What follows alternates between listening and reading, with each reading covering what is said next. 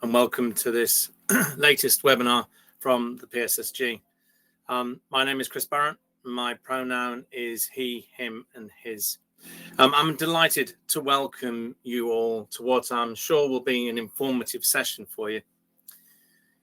We'll be looking today at ways of boosting productivity and preventing burnout. And ultimately, we will be looking to cover some of the following items. Once we've completed the view of the conversational piece, and I'm being supported today by Anthony from our marketing team, who's going to keep an eye on the chat. So if you get any questions or any thoughts, anything like that throughout today's session, please feel free just to drop them in the chat. We'll try to get to as many as we can. And if not, then we'll look to get back to you after the session. Once we've done the view of the general overview of the conversations, the time that I've got left within the session, I'm going to drop into our Sintra HR solution and show you how we can use technology to help support with the topics that we're covering today. Okay, so what makes a good leader? Well, simply put, good leaders are there to improve employee satisfaction, loyalty, and overall job performance.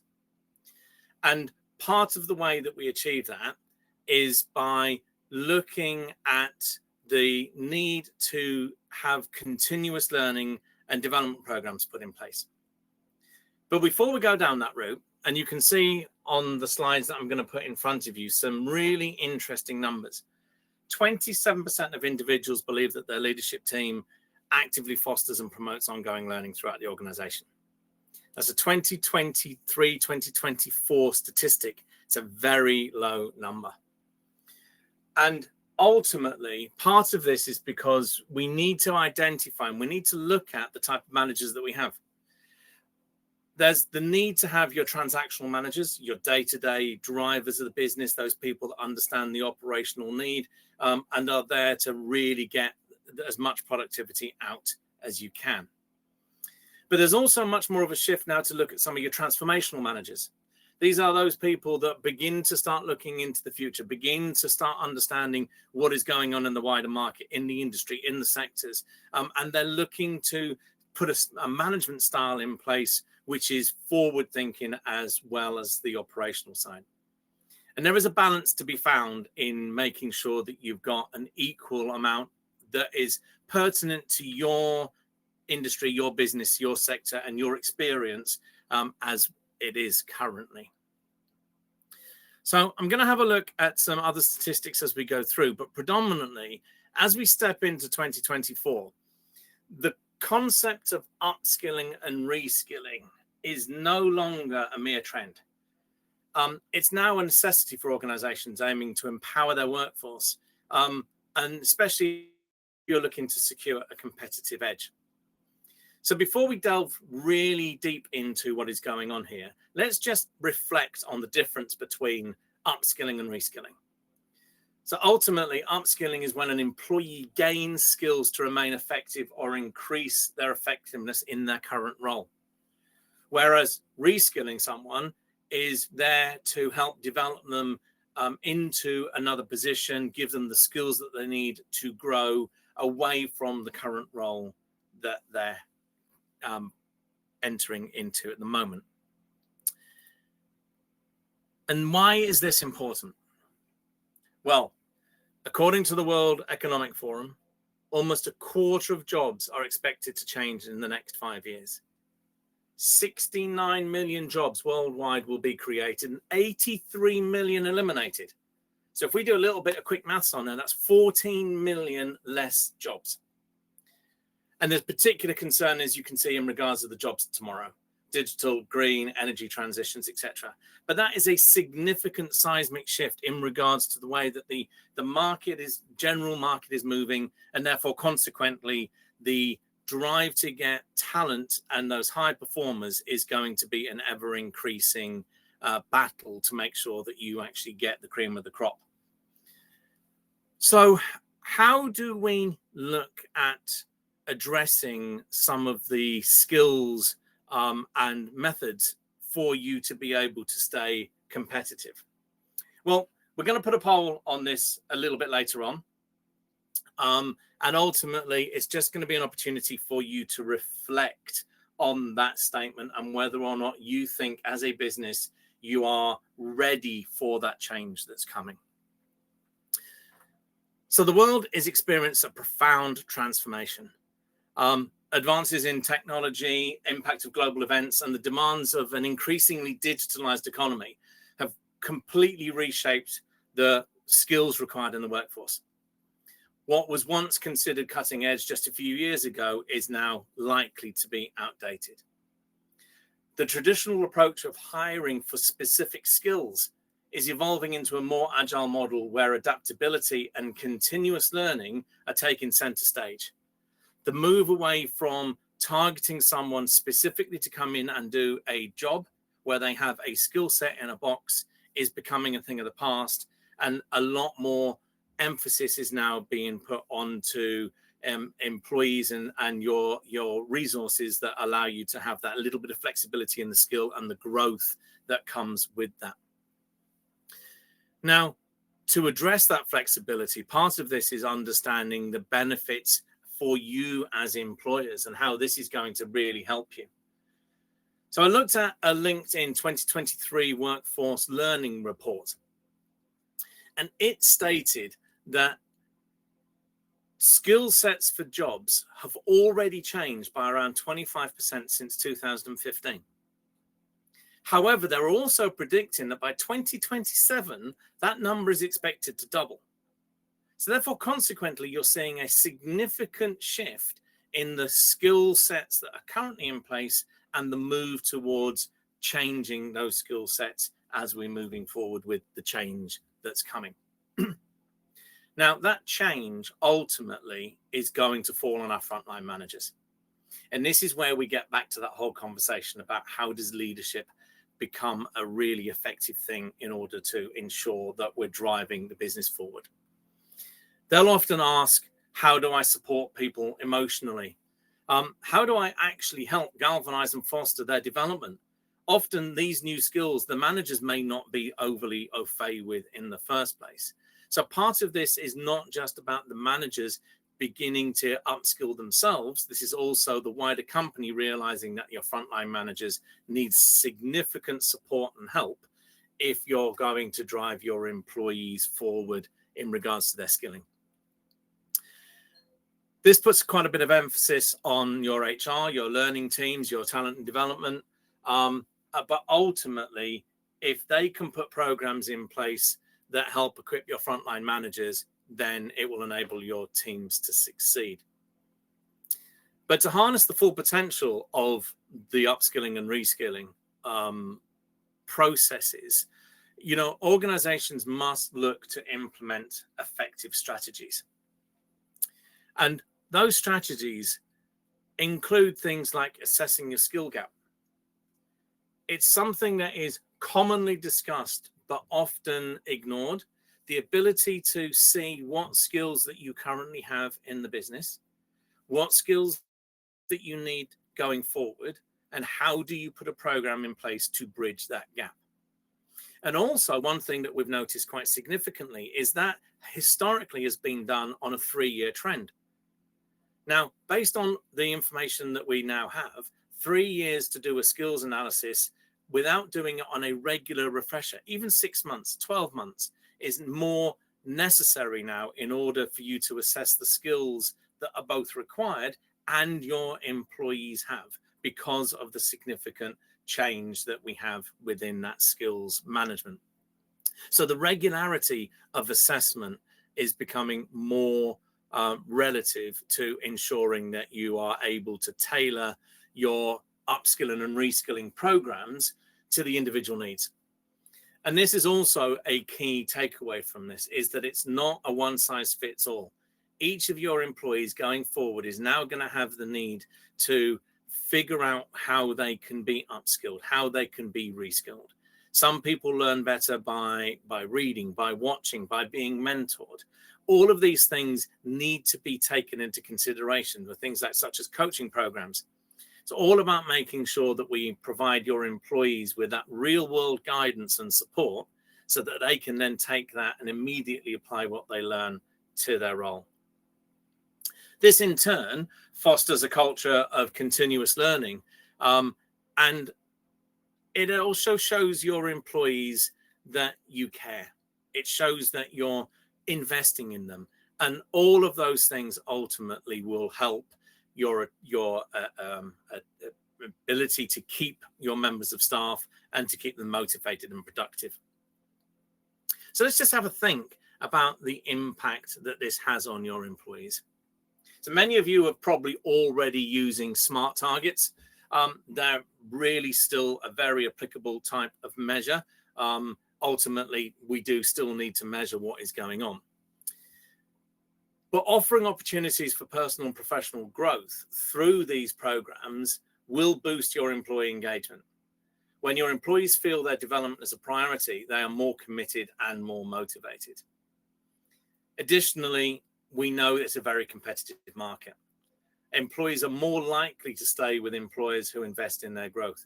But also, crucially, one of the things that we're definitely seeing in the marketplace at the moment is that employees, or your prospective employees, are taking acceptance of your offer. They're saying, yes, absolutely, I would love to come work with you. There's a lack of keeping those people warm. There's a lack of engaging with them. There's a lack of upskilling them, inviting them to be part of the business before they reach their day one. And consequently, there is a growing movement of those individuals reneging on their offer acceptance because they don't feel that they're being engaged. They don't feel that they're being invested in. And they now are moving on to other jobs because, as we know, it is very much an employee's market at the moment in regards to seeking new employment. What does the future hold for our managers? Well, as we venture further into 2024 and beyond, the concept of upskilling and reskilling will continue to be vital components of the workforce empowerment. However, the pace of change shows no signs of slowing down. So making adaptability and lifelong learning essential skills is paramount and is something that we need to have a look at.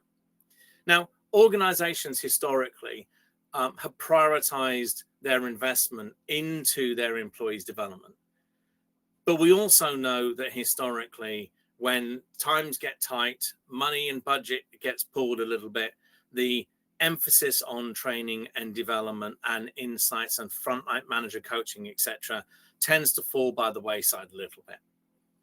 That needs to change, and that is something that is changing because of the need to keep this continuous development and this need to keep your skills moving, because employing somebody 20 years ago and using the same skill set no longer works in the marketplace. There is a need for companies to recognize that that investment needs to be ring-fenced, and it is no longer that side of the coin that can easily be dropped as and when the budgetary requirements demand it. This also means that the ability to adapt and learn and grow our workforce by investing them becomes critical. We need to make sure we've got the right programs in place. We need to make sure that we've got the right methodologies in place. And this now goes back to that whole ability that we have to assess. We've got to regularly review what is going on in order to make sure that we, from a central point of view, from an administration point of view, are ahead of the game so that we're making the changes that are necessary to filter down into our frontline managers and then ultimately into our employee base. Okay, so let's just take a pause there for a minute. There is a poll up next to the chat, so feel free to have a look at that. Just let me know whether or not you think that, based on what we're talking about there, about the fact that skills are changing quite significantly, whether or not you feel that you are prepared for it or not.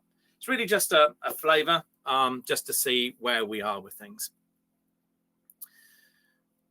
Okay. Brilliant. Thank you very much. This is looking really good. Yes. Brilliant. Now it's really useful to see.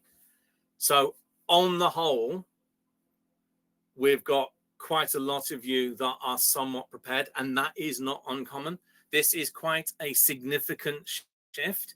A lot of people have not yet grasped the fact that these skills are changing as fast as they currently are.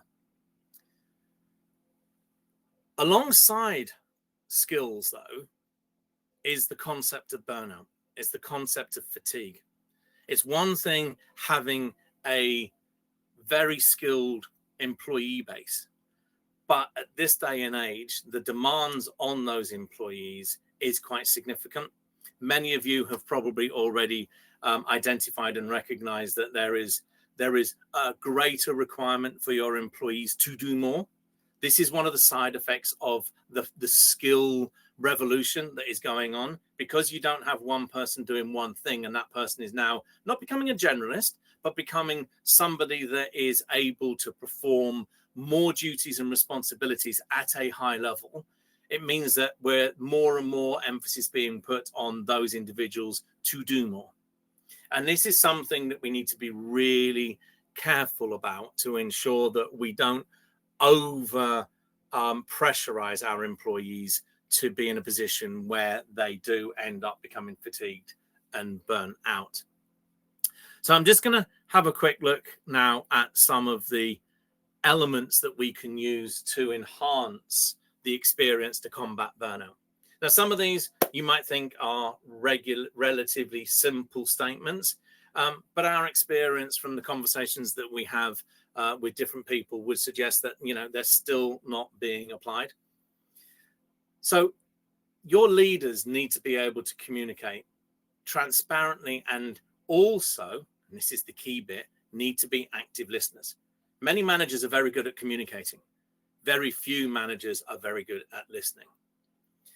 Once that's in place, once you've coached your managers to, what's the saying? You've got 2 ears and 1 mouth. If you use God's given gifts to be able to better employ your managerial expertise against your employee base, then you're ultimately going to come out with a much better team. And they're going to ultimately trust you and understand where you're coming from a lot better. Empowering your employees to make their own decisions and to take ownership of their work. Now, this leads to higher job satisfaction. It leads to your employees actually developing their own skills and developing their creativity. And this is partly what you want, in as far as the people that are doing the work often know what skills it is that they need before the managers and the senior team and those of us in HR. So we need to listen to them. We need to understand what it is, where their industry, where their specific niche is taking them. But we still need to put bells and whistles. We need to put controls in place so this doesn't become the tail wagging the dog, and we actually do control the training and the development and the coaching in a way that actually suits the direction that the business is moving to. But to empower your employees to do that is quite a seismic shift for a lot of people. A lot of learning and development structure, a lot of this skills management comes from the top down and very much works along that funnel where somebody makes a decision and then ultimately that gets rolled out. So there is quite a big significant shift in regards to your mindset, often in place, not necessarily with us as professionals, but with the management team and some of the wider senior team, that they think often driving things from the top down is the right way to make sure you get the most out of your employees. This is just a different perception where we need to be listening a little bit more to our employees and bringing that back up again. Also, and most of you have probably heard this, and most of you probably say it all the time, recognition and appreciation. How many of you, if I was to take a poll, if I was to ask you to put your hands up, how many of you have had your managers in the last month say, thank you, well done, great job? How many of you that are managers of people have said that? This is an age-old statement. This comes up time and time and time again, and yet there is still so much evidence that managers still do not know how to communicate that simple, well done, that simple recognition, which goes such a long way to making sure that your employees have that lovely warm glow around them because someone's actually recognized them. It boosts their morale, improves their loyalty, and absolutely has an impact on the job satisfaction. Such a simple takeaway that just still does not happen on a regular basis. When we look at the skill development of your leaders, part of this is investing in the employee development, but also part of this is investing in them. If you don't invest in your managers, if you don't invest in their skill, in their mentoring, in their coaching, then you won't get the best out of your employees. We're going to touch on work-life balance. We'll look at that a little bit more when we come to look at some of the flexible learning methodologies, or working methodologies, sorry. But ultimately, it's the leaders that promote that work-life balance. A lot of employees will look to their bosses, they will look to their managers, they will look to their team leaders, and they will take a steer from them in regards to what they think is an appropriate way to behave at work. Okay, now there's going to be some interesting stats. Hopefully, I think you'll find them interesting in a second, where we can actually show what that breakdown of remote working is. And I think you'll find that it's a bit of a surprise. But before we go on to that, there is obviously that last little bit about conflict resolution. Many managers are very good at managing their jobs. They're good at managing their role, good at managing exactly what it is that they need to output. But unfortunately, a little bit like the listening aspect, a lot of managers are not overly good at conflict management. The ability to bring two people together and have a conversation with them and address something in its early stages is a soft skill that a lot of managers or people do not have, or they do not have the necessary coaching, the guidance, the support in order to achieve that. Now, all the evidence says that if you can improve your frontline managers' ability to have a little bit extra confidence to be able to go into the staff and try to address situations as they arise before they blow up, it ends up in a much healthier work environment, and significantly improves the whole team's job satisfaction. Not just those people that are impacted, not just the two individuals that might have a problem, but the knock-on effect of those two people ends up becoming a bit of poison ivy. So it's very important to ensure that we're driving those changes, because all of these ultimately will result in somebody burning out. The stress of having a poor working environment, the not wanting to come into work because, you think, when am I going to have my next argument? All of these things that we're talking about here all ultimately result in one or many employees not feeling engaged and not getting to a point where they are being as productive as they could be. Remember that leadership isn't just about managing tasks. It is about inspiring and supporting people to achieve their best. Let's have a look at some of those facts. 76% of employees experience workplace burnout. 76%. Think about yourself. Okay, unless you're one of those lucky 24%, at some stage in the last few months, you've probably felt absolutely washed out. You've probably just gone, I can't do this anymore. I'm shattered. Okay, this is all just about your mental fatigue. This is all about the expectation that we are putting on our employees. And many people don't complain about it. Many people don't talk about it. It's one of those hidden under the table aspects until, unfortunately, it blows up either into some conflict, or somebody just walks away from the business because they can't take it anymore. Let's have a look at those other stats. 77% of workers encounter burnout in their current jobs, where they have a lack of support and recognition from their leadership team. The numbers where you've got a much more supportive environment is significantly lower when it comes to having burnout. And 91% of UK adults in general suffer high or extreme stress. Okay, this is not now just about thinking about work-related activity. This is thinking about and remembering that your employees are people. They have a life outside of work, and often that life comes, unfortunately, with a lot of baggage. And because people are so busy at work and so busy in their personal life, when the two collide, it has quite a significant impact on their stress. Now, we're not saying that obviously we need to go and put an arm around all our employees and make sure that everything at home is absolutely hunky-dory and fine.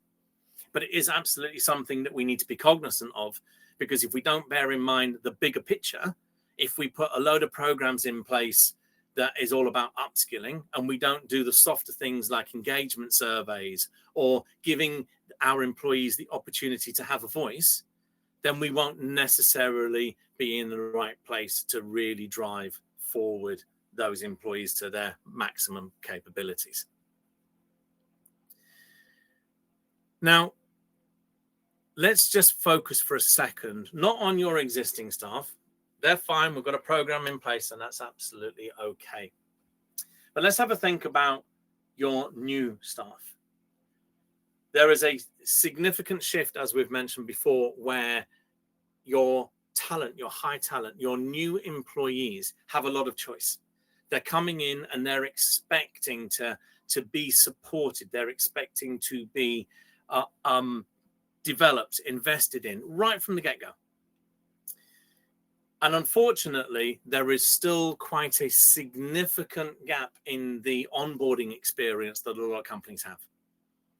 Onboarding historically has been one of those things that's taken a little bit for granted. Yeah, that person's starting on this day. The manager's fine. We'll just make sure they sit down with them. Yeah, IT have given them a laptop. That's absolutely great. But the reality is that that just isn't enough anymore. The statistics that we have on this is that organizations with strong onboarding processes improve their new hire retention by 82%.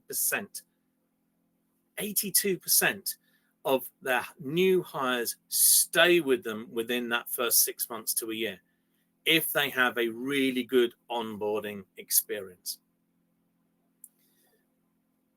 Once you're into that new starter space, your productivity of those employees increases. Again, looking at the stats, 70% increase in productivity based on a good onboarding process. And let me give you an anecdote.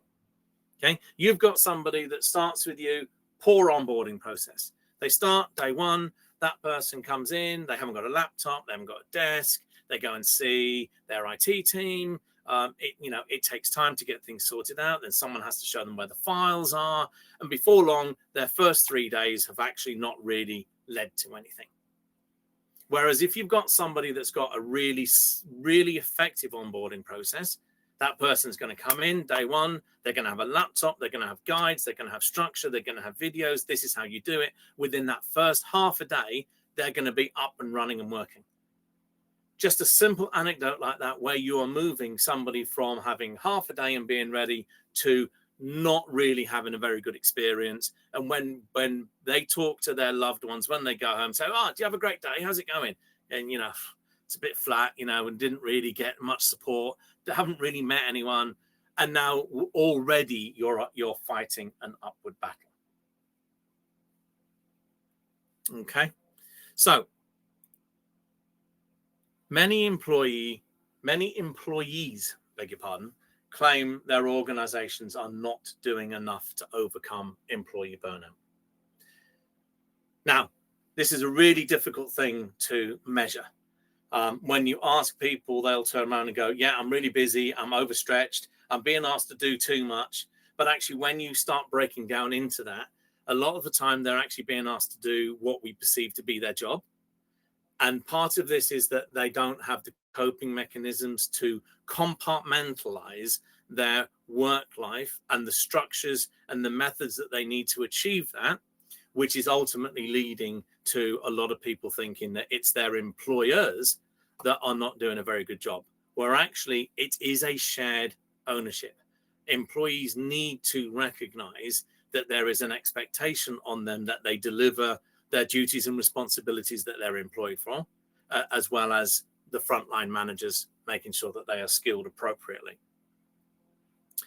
Now, employees working online feel on average more burnt out compared to those working in offices. Now, when we looked at the statistics for this actually surprised me. I thought it was going to be somewhere around the same, but all the numbers point to the fact that if you're working online, there is a higher level of burnout. And we'll come to have a look at some of the reasons for that in a minute. But also something for you to think about, something to take away from this, is that there is a shift, there is a marked difference between gender and age. It does play a role. Women and young people feel more prone to extreme stress at work. Don't know why. I'm not a psychologist. I couldn't get into the nuts and bolts of why women and young people, but I would imagine, they've probably got busier lives. Excuse me for the gentlemen that are on here of similar age to me.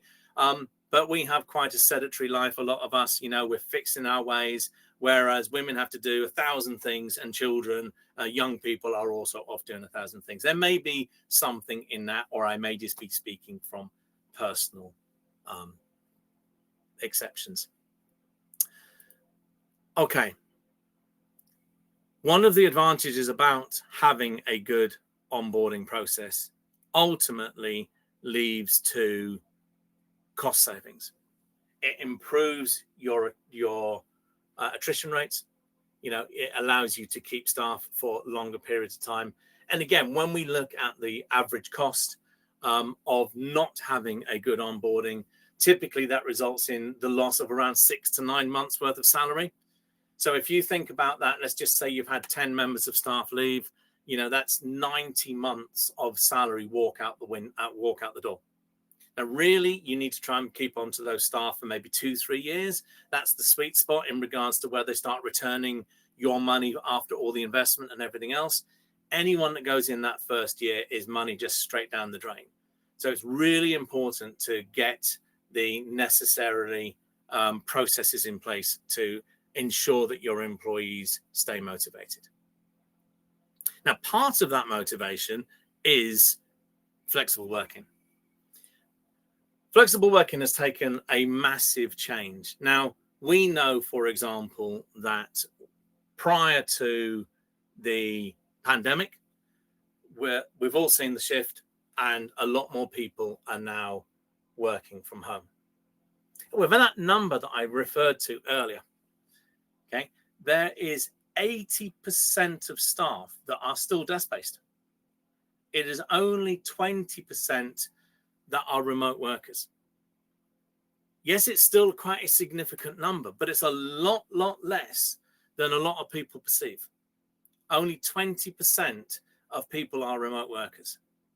And therefore, what we're looking at is those 20% often being high talent, high performers, people that are looking for a change of life and looking for a change of balance. And where you've got employers that are very much in the state of mandatory return to work, like the banks straight after COVID, what we're finding is that they are hemorrhaging their high talent. The nature of industry now is that if you have the ability to be flexible, then you are more likely to be attracted to a company that has got flexibility associated with it rather than being fully desk-based. Now, there are some things that we need to consider on the other side of that, which we'll look at in a second. But let's just reflect on what has recently happened with change of government. So we know that the flexible working bill has made quite a big change. The ability for employees now to request flexible working from their first day of work is quite a significant shift, where it used to be a 26-week qualifying period. And the new bill also allows your employees to make 2 requests a year rather than the one original one. So that does now put some emphasis on you as a central team, but also allows any employee coming in to request that legal right to have their work-life balance assessed. Now, you've also got to think about putting in your reasons for rejection. There is a need, a requirement to actually describe why it is that you're not just accepting that person's opportunity for flexible working. So the government has tightened up on that, and we do expect some further changes once the new Labour government it fully enacts its employment rights manifesto. So there is very much going to be a case of watch this space going forward. But what does it actually mean? All that said and done, you've gone through the process, you've gone to a fact where you're quite happy to discuss and listen to your employees' requests for flexibility. Well, what it does do, it allows your employees to work in a much more flexible way. It allows them to get a much better life-work balance. And we know that the UK has got an atrocious reputation for work-life balance. And this in some way is going to address that. But there is an element of concern where work-life balance and crosses over. We talked about it earlier about burnout. There is a degree of graying the boundaries of what is work, what is not work. When should I start? When should I finish? I've got work to do. Should I be going on till 6:30? I had a long break. Yeah. And all of a sudden, the 9 to 5:30 day has suddenly turned on its head. And a lot of employees really do struggle with that concept of being given what they've asked for, which is that flexibility of work-life balance. But ultimately, they're not always able to handle the consequences of it without some guidance and without some mentoring and so on. It does, as we mentioned, help you retain talent, which is key, and it does improve productivity. It's a bit of a fine line. There is not much evidence at the moment to say that your productivity for people working at home significantly increases against the productivity in the office. But what it does do is, because you don't have so much burnout, you don't have so much tiredness, you don't have so much stress because you haven't got a 2-hour drive into the office, a 2-hour drive back, and so on. It actually is beginning to form enough evidence to say that, from a remote working point of view, it is definitely improving productivity and reducing burnout. That said, though, there are considerations, blurred boundaries, communication challenges. A lot of managers, we've talked about them, frontline managers, the ability for them to go in and say, I need to be able to manage my team effectively. When they're in the room, it's a lot easier to read the body language. It's a lot easier to look at the body language and the words that are coming out of the mouth and seeing if they actually correlate. It's a bit difficult to do that if you've just got somebody's head and shoulder on a screen. And this, again, is another skill. It's another change. It's another way that we need to improve our frontline managers and upskill them so that they're able to meet the demands of the ever-changing world. We also need to be very conscious of inequality. Now, inequality is something that is on the increase. And what do we mean by that? Well, effectively, you're an individual employee that's married, got 2 children, lives in a 2-bedroom flat, just does not have the facility to be able to work from home.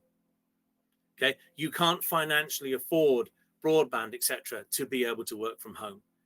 There are lots of hardship reasons why potentially somebody may not be able to work at home, as well as mental conditions where it's a bit difficult for somebody to overcome loneliness and so on. All of those things, just because you put in a flexible work program, doesn't address the potential inequality. We've seen really good examples of how this can be managed by somebody coming up and saying, look, I would love to work remotely. I don't want my 2 hours going into the office, but I just don't have any space. Now, we know that there's all these wonderful pop-up cafes and workspaces and everything else that you can buy tokens for. And some companies are just encouraging their employees to go and work in some of those pop-up, shared offices that might just be down the road. So all they've got to do is walk away 10 minutes and they're now in a much more comfortable place without having to deal with that 2-hour drive. Now, these are some of the out-of-the-box thinking methodologies that companies are beginning to put in place that are fully adopting and embracing a flexible work environment. And we also know, finally, from a managerial complexity point of view, that managers do often really struggle to handle a hybrid workforce. Take, for example, you get to Friday afternoon, everyone, come on, let's go down the pub. You've got 2 members of your team that work from home. They never, ever get included because they're flexible. This now leads to inequality in a very subtle way. But ultimately, what will happen is that those people will get less productive. They'll feel less engaged. They'll feel more stressed. They'll feel more like that they're an outlier. And ultimately, unfortunately, you will end up losing those employees to go somewhere else where there is a different level of approach when it comes to inclusivity and ways that you can ensure that those individuals are made to feel part of the team and not those outliers. Okay, I'd like to spend just a few minutes going into our software solution just to show you how some of the data storage, the data capture that we use for this, and some of the analytics that you can generate help you achieve this. So I'm just going to switch over to look at that solution. He says, hopefully, if I can get all the technology working.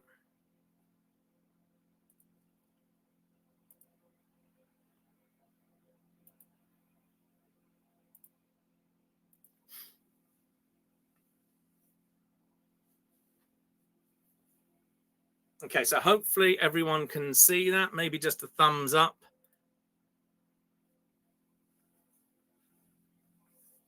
Okay, brilliant. Thank you.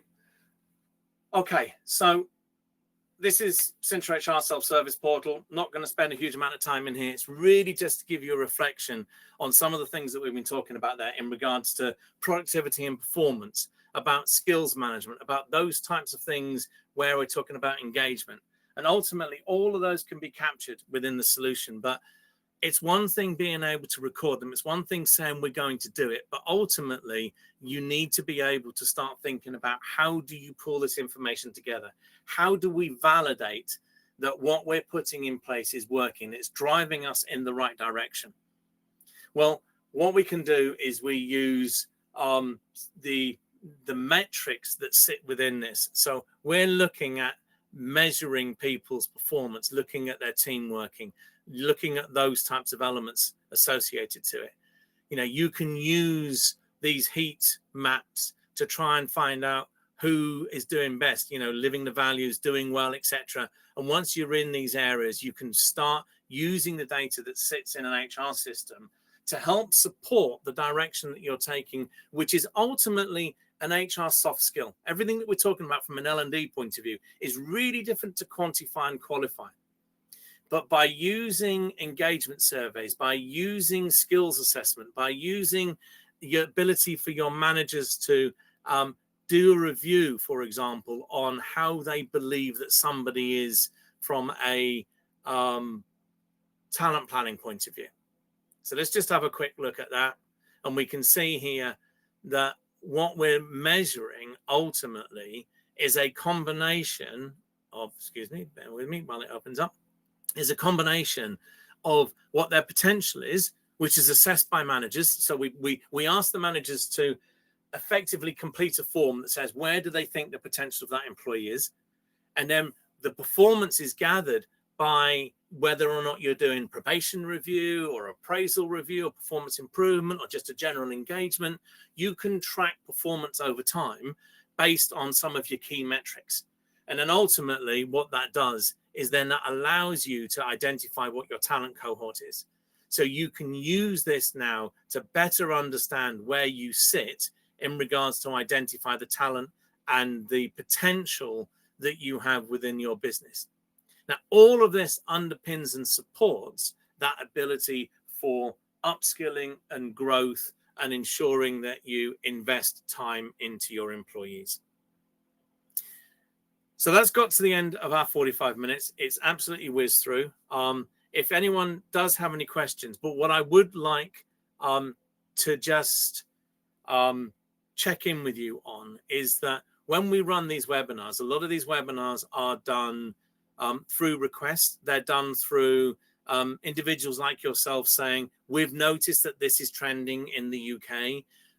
We'd like to know a little bit more like that. And we'd like to continue that journey with you, to share that information. So if any of you have got any thoughts about future webinars, things that are trending, things that you might like to cover, if any of you would like to know a little bit more information about this, if you're looking at the HR system here, if you want to know a little bit more about how this can then support what we've talked about today, then obviously please do reach out and let us know.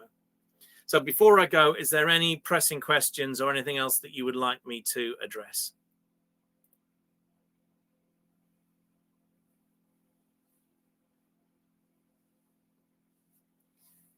No, okay, that's absolutely fine. This recording will be distributed on our YouTube channel where our webinars are, and we'll be sending this out for you to reference going forward. But I do thank you very much for your time, and I hope that this has been an informative session for you. Thank you very much.